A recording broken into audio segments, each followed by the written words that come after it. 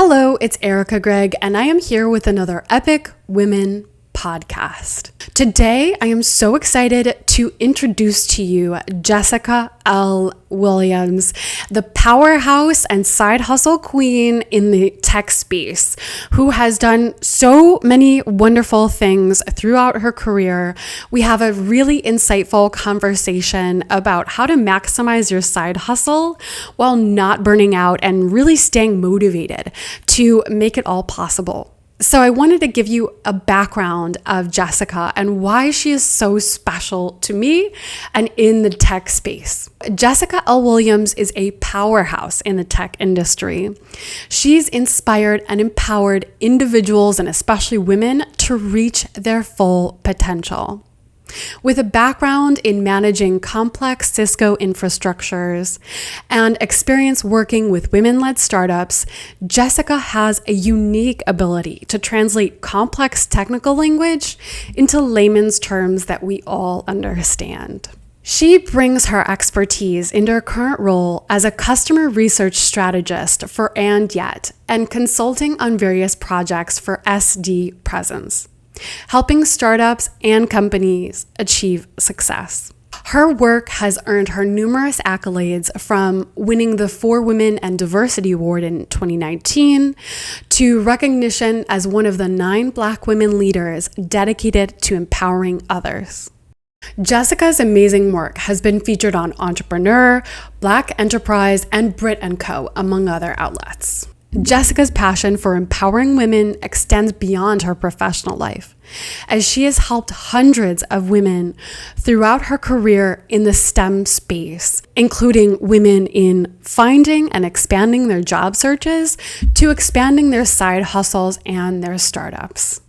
She is a dynamic performer, bringing her energy and creativity to the stage through lip syncing and Broadway musical dancing. And she's also a caregiver to her wonderful grandmother. Her newsletter, Jess Picks, is a valuable resource for busy professionals looking to achieve their side hustles and balance their day job goals.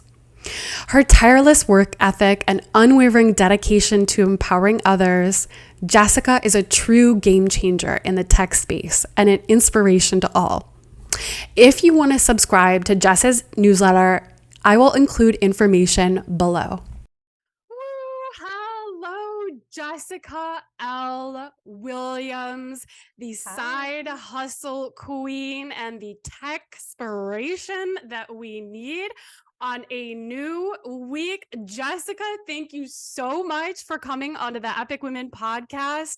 I am so excited to have a conversation with you today. Yay, I cannot wait. I'm excited to be here. Pour on us your wisdom of side hustles. As we know, you have, mastered both side hustles and a full-time job. And I feel like you have so many lessons for the ladies that are curious, are passionate about multiple things. They are maybe multi-passionate and they have a hobby. Maybe they're an artist and a marketeer. Maybe they want to do coaching and they do technology.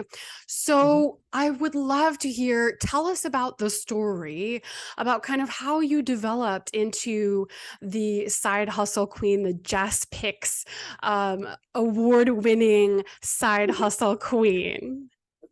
Oh, wow. What an introduction. I love it. So I will start a little bit at the beginning. So I started my side hustle. I didn't even realize it was a side hustle at the time, but back in 2011, I went to a conference. I was kind of feeling burnout at my job and kind of doing the whole, like, there has to be more to life than this, and kind of struggling to figure out what I wanted to do. And I went to a conference for women entrepreneurs. It was to start and grow businesses. And I didn't really have an idea at the time, but I thought just going and being in a room full of women would be super inspirational, which it was.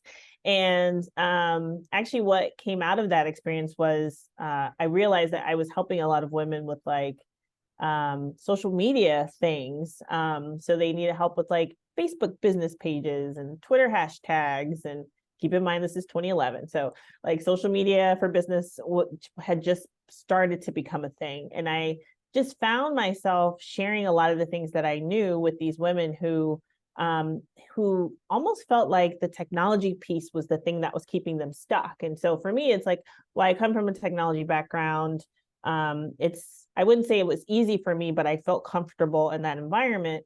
And, I was kind of like, well, I know some things that can help these women with their businesses. So let me start a blog where I would share things that I know. And that was kind of how it started. And so I started the blog, and it's called Tech Biz Girl, mainly because I wanted something to kind of identify who I was. Like, I'm a woman, but I have a tech background, but I also have a business background. And at the time, it was kind of weird to find a techie that actually had a personality, and I kind of wanted that to show through. And so I started the blog, and then all of a sudden I started an email list, and so I just kind of started things.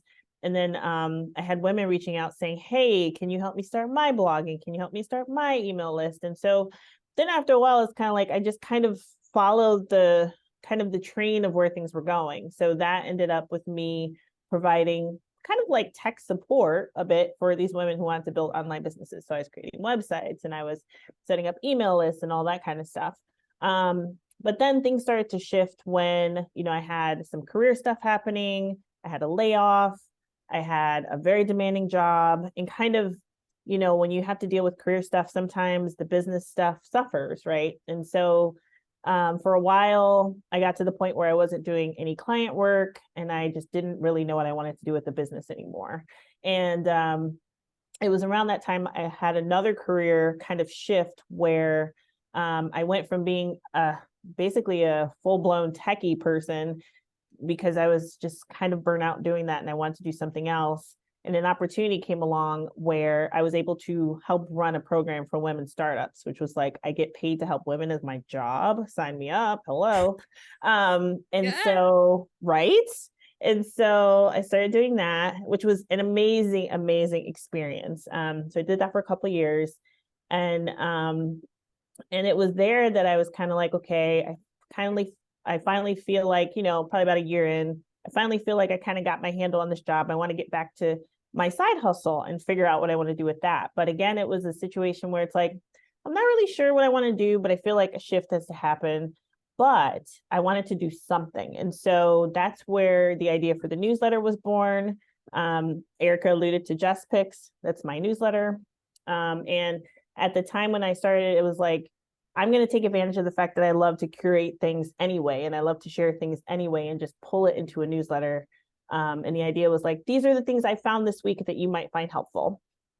So after doing that for a little bit and running this program for women startups, what I was starting to realize is that often in startup culture, there's just there's a lot of things I disagree with. One of the things is that you have to quit your job to be a real entrepreneur, and you don't take it seriously if you don't, and like all this kind of stuff. And I was like, well, that's BS. I don't really agree with all of that. And plus, on the flip side, for some of these women who had quit their jobs and went all in on these businesses, they were finding that they weren't able to make money soon enough. And that they had to go get a job anyways because they needed to like pay their bills and all that kind of stuff. And then I had these women coming to me feeling like failures because they had to get a job, which was like, you're not a failure. You're doing what you got to do to make it work. Sometimes it takes time to get traction, all of this kind of stuff. But it made me very upset that a job meant failure.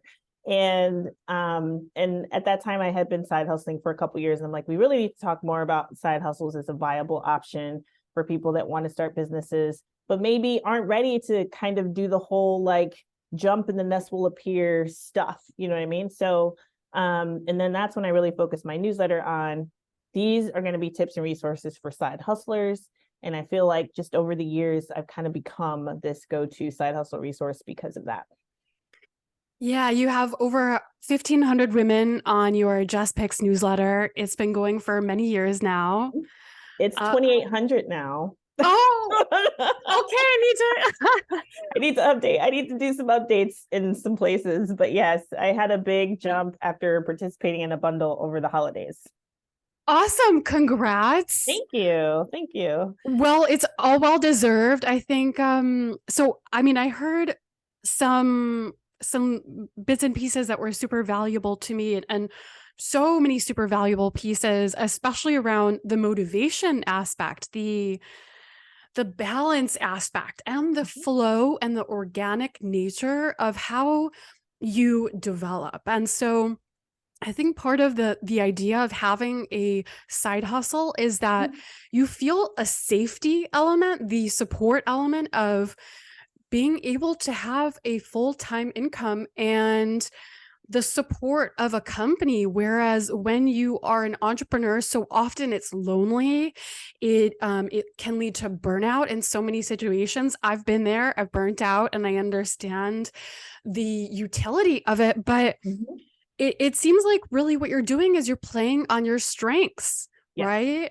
And I think that so many women can learn from that and take that advice, and definitely and this is one of the things that I encourage women to do, is understand and be self-aware. This is probably one of the most important elements of being an awesome leader, is to know yourself, right? And there's so much value in that. And so when I heard with the flow that you're doing, how do you, because how do you step back? How are you able to balance and see objectively how you will get ahead in your professional life, your full-time professional life, and then how you get ahead on your side hustle or your other venture? How do you balance that? I mean, I think so much of it kind of depends on like where I am at that time. Like right now, I finally feel like I have a role with my day job that is super supportive of my other interests. And I've had day jobs in the past that weren't as supportive. And so I feel like that it can just feel really heavy, right? Because you're trying to make the two work and you're feeling like they don't really kind of work together in the way that you need them to. But I know that like, after doing my side hustle and especially starting Jess Picks, it got to the point where I was just I was very sure that like whatever job I was going to take, it needed to be supportive of me having a side hustle, because there are jobs out there that are like, you cannot do anything outside of it. And it's like, well, I don't want to work for that company because this is something that's important to me. It's something that needs to happen. And so I feel like even just knowing that, where it's like, okay, this is not going away and it's something that I'm going to be doing at least for a while, that kind of informed my career choices. I will say that there was a period of time where I was essentially a full-time entrepreneur. It wasn't by choice, but it was about maybe 6 months. There were things about it I liked. There were things I didn't like, which is why I love the idea of a side hustle, because it's great to have that stable income. I get that day jobs aren't always stable, but you know what I mean?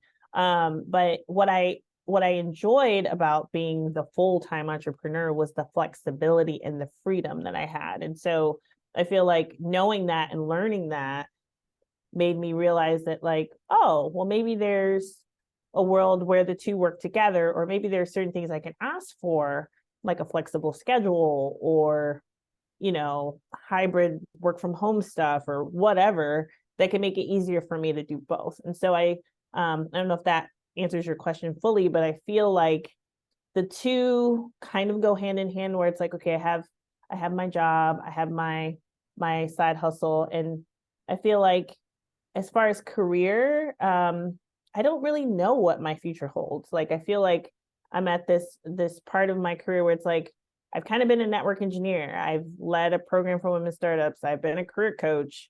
Now I'm a contest administrator. Like, I don't even know what the future could hold, but I'm just going to stay open to what the universe sends me. And then for the business, it's more like kind of the same, where it's like, okay, this newsletter really has some traction. I want to see where that goes and what else I can do with that and how else I can provide value to my audience. And so I just feel like that's kind of how I'm able to maybe think about both. Seems like what you're doing is testing.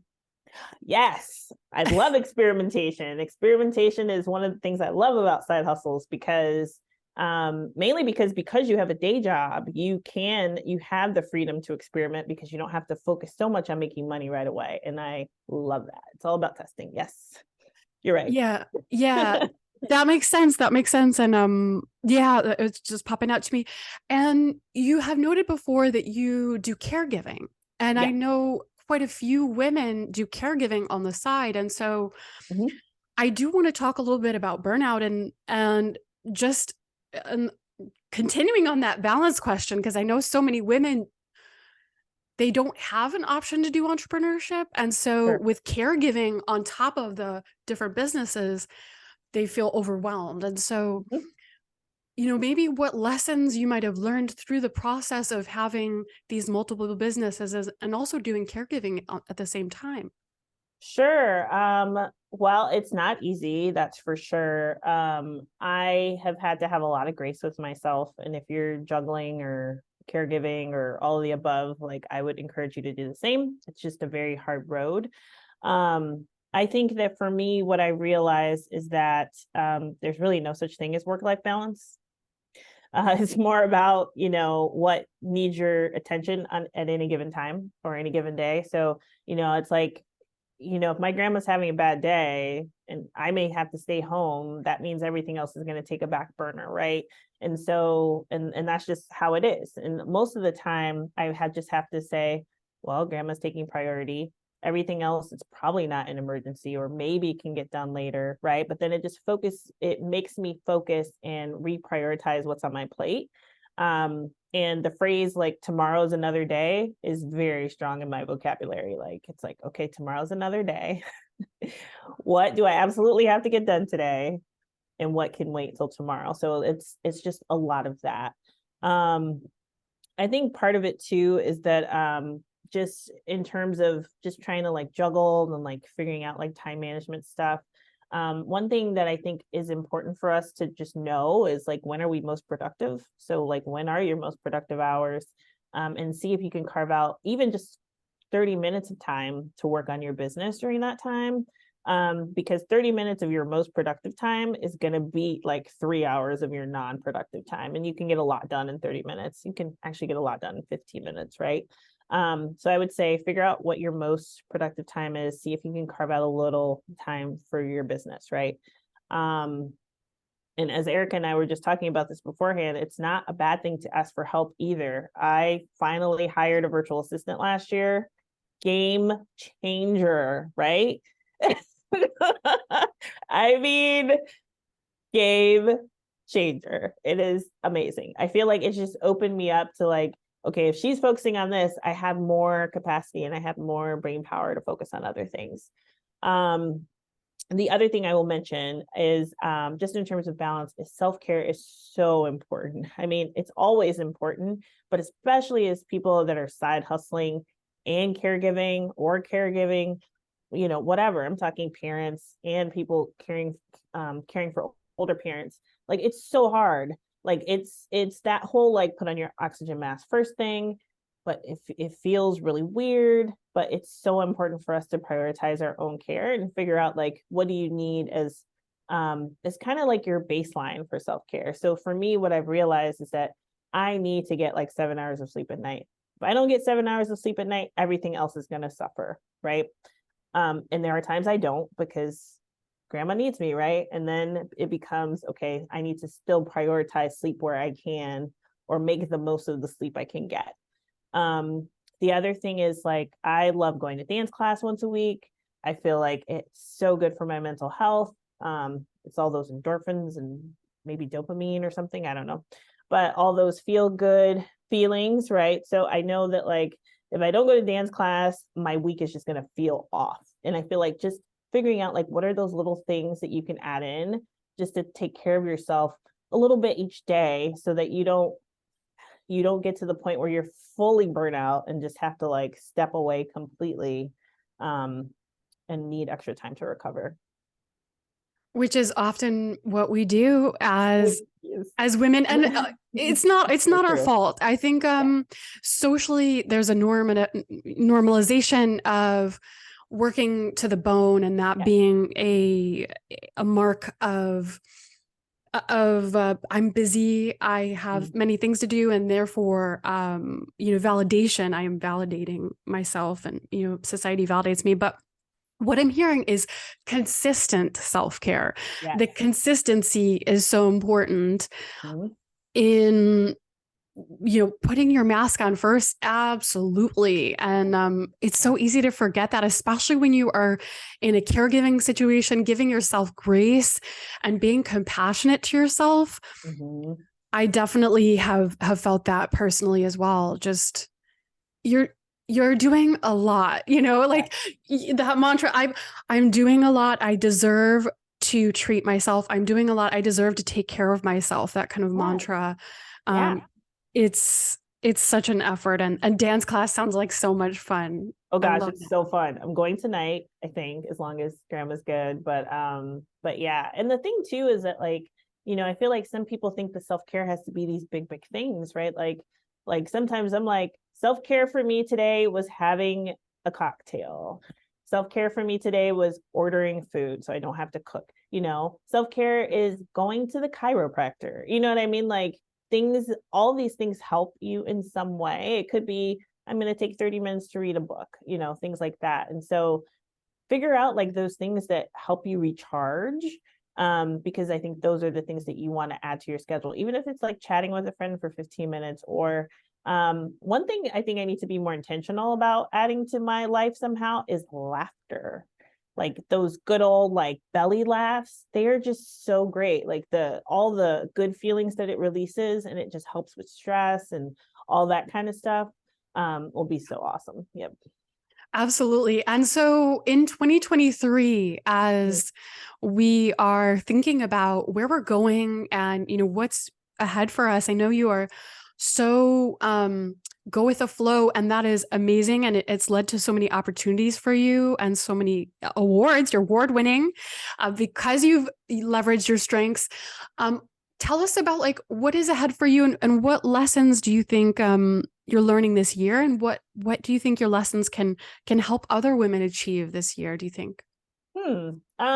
So I think for this year, it's funny because I did one of those like journal things where you kind of like reflect on 2022 and you set your goals for 2023. And I can't remember what my I don't think I went as far to plan for the year, but one of the things we set was figure out a word for the year. And so for me, um, the word that I chose was more of a feeling that I'd like to have, which is light.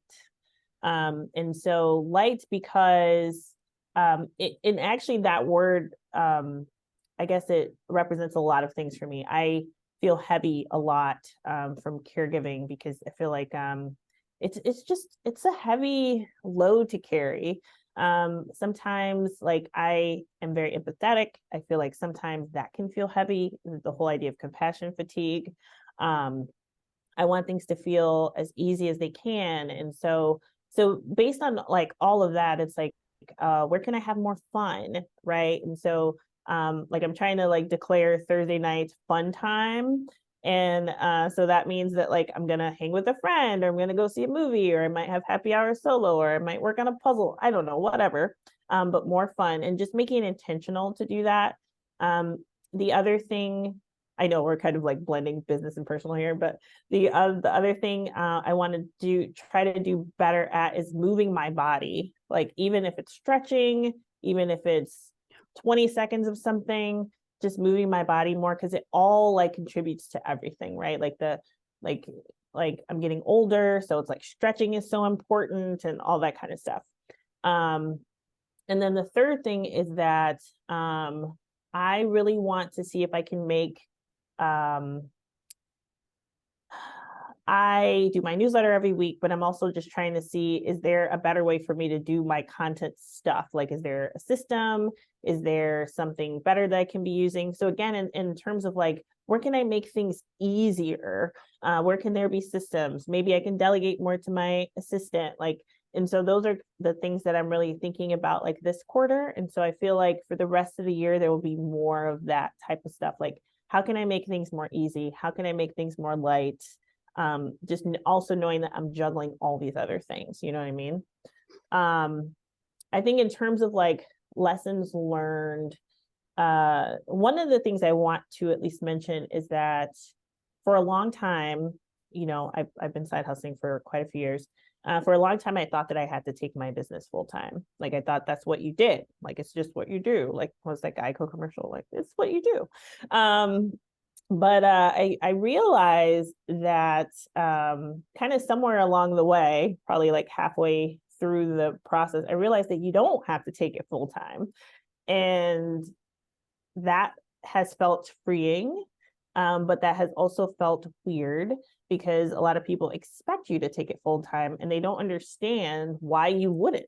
Like it's just what you do. And so that is a lesson that I try to let everybody know, that they don't have to do it. They can if they want to. I am all for figuring out the life you want to build and what makes the most sense for you, but just know that there are options. And so with my content and my posts, like I hope people realize that like it's okay to like your day job. It's okay to like having stable income and benefits, right? It's okay to keep your business a side thing. It's okay to make it a full-time thing if that's what you want. Ultimately, I want you to find out what works best for you. And trying to think, I feel like there's probably another lesson, but maybe I'll think of it. But that's a big one. Well, hey, it is a huge question, and I just drop it on you because I feel like, well, first of all, God doesn't give you any challenges that you can't solve. So that's very true. Inevitably, very true. you will have an answer, and you had an amazing answer, multi-part, a very intelligent answer, because you are an intelligent and awesome woman. Oh, thank you. And I have enjoyed our conversation so much. So many insights. The beauty is we're going to continue this conversation. So it's not like this will be the last. I am so excited to continue this conversation because you have so many deep insights and wisdom that we all can learn from each other, but your work is amazing. And I think it's amazing to have your insights and your difference of opinion that brings us a unique perspective. It challenges us. And so I'm so grateful that we had this conversation, and I'm so excited to continue the conversation, Jessica. Yay. So am I, Erica. Thank you. Yeah. Thank you so much for your time today. Oh yeah, of course. Side hustles are great. Everybody. Yes. Yes. Do you have any closing thoughts? Let's see, closing thoughts. I would say if there is something that you've always wanted to try or do or start, or that you were curious about, I say follow that curiosity, right? You don't have to make it a business, but you can if you want to, right? Like just try it and see how it works. I feel like we can often get stuck in our own heads trying to figure out what's the right path forward. And the best way for us to learn is just to kind of take a little, like dip a little toe in the water and see what happens. And then go from there, and then maybe try something else and then see what happens. Everything that we've talked about are things I've learned on my journey. And none of that would have happened if I wouldn't have decided to start a blog in 2011 talking about social media tips. And here I am today. So, as I don't remember who said it, but like clarity comes from action. And I am a big fan of taking baby steps, because at least you're doing something. So even listening to this podcast or watching this podcast is a baby step in trying to figure out what's next for you. So keep going. And we believe in you. Yeah. And your podcast, you have a new podcast that's been released. You're on LinkedIn. And I will share your social media also as well. Amazing. That they could go follow. And okay, yeah. Great. Thank you. Awesome. Yeah. Thank you. Jess Picks as well. I'll share that. And so we can I can share the love. So yeah, thank you so much for your thoughts, and so valuable. Thank you, Jessica. Thank you. Thanks, Erica. Have a good one. Bye. Bye.